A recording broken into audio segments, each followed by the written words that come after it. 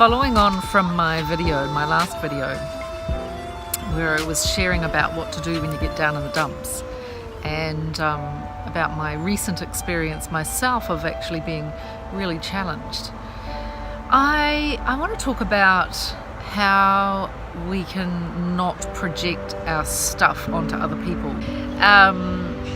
And why I want to share that is because I've watched in my life what damage can be done in those moments when we don't take responsibility for our stuff and we project it onto the people in our environment around us. And we say things and we do things that we wish we hadn't. And the reason we wish we hadn't is because they actually do damage. Now, I think this is a fairly deep issue, and I'll probably have to talk about it quite a lot. But I want to share, and I'm sharing from a place of really having to practice with this myself in the last few days, while I have felt really pushed up against it. Because, you know, I've been confronted with things that didn't go my way, and I've been really pushed up against it, and I kind of like went into a little crisis and had to deal with myself.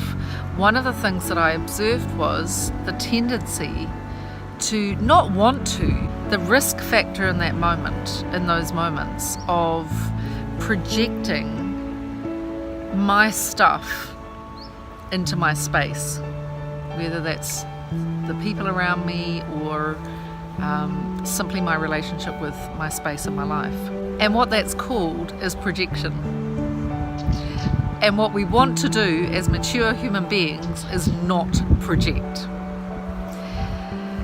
So I want to share, like, the first thing that I'm aware of that really helps in that situation is you've got to start understanding yourself and what your patterns are in that moment. So what are the things that kind of bubble away in your subconscious, your false stories that you're habituated to? It's going to be things like, it'll be things about yourself, like I'm not enough, I'm not lovable, I'm not beautiful, I hate my body. It'll be things about your environment, like I hate my job, I hate my work, I hate so-and-so, I wish so-and-so wouldn't do this, that or the other. They're the little things that kind of gripe away in your subconscious. And when you're in a good space, you can simply override them, or maybe they don't even arise because your more positive feelings are dominant. But in the moments when your energy is down, maybe you're a bit sleep deprived, you're stressed, you're worried about certain things, or certain things are really confronting you, that is the moment when those false stories appear real. So you get that? It's in that moment when the false stories that you lug around with yourself in life appear real.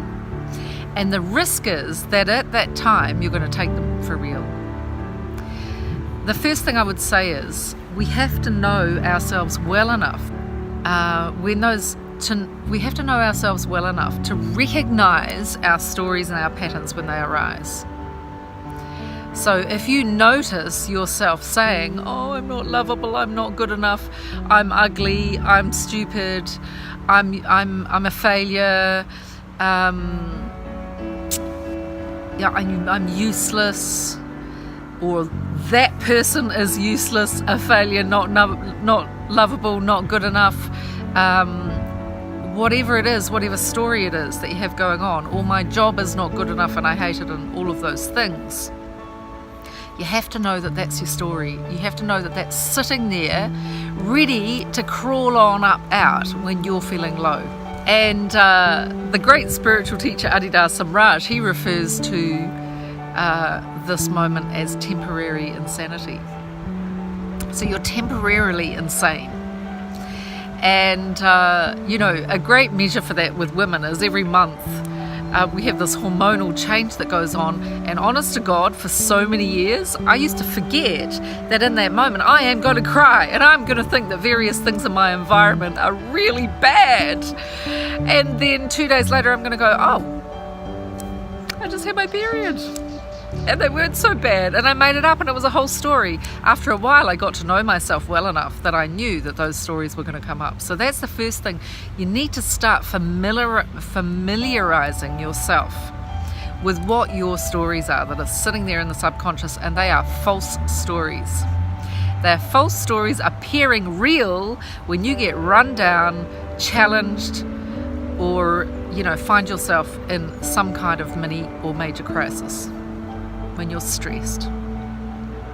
So the second thing is you need to own that you are stressed or in a crisis or sleep deprived or whatever it is. So own the current state and confess it.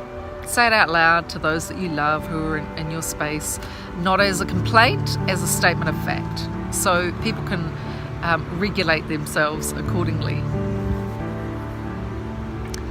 If you mess up in this time, apologize fast, and take full ownership, because you are temporarily insane and that is nobody else's fault.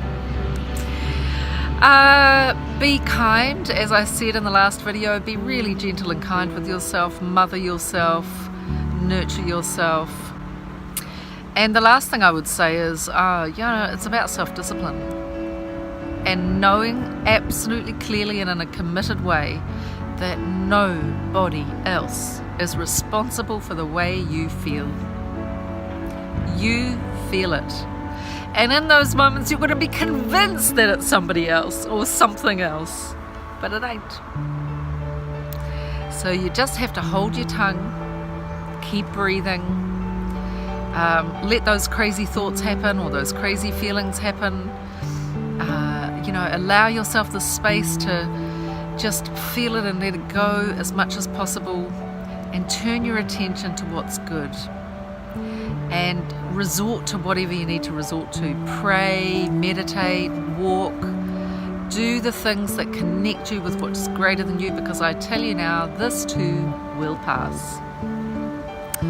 So go forth, be phenomenal, and really study this thing of understanding your patterns, so in the moments of pressure you do not project your negativity onto other people or your environment or your work or your home or your whatever. Okay, see you later.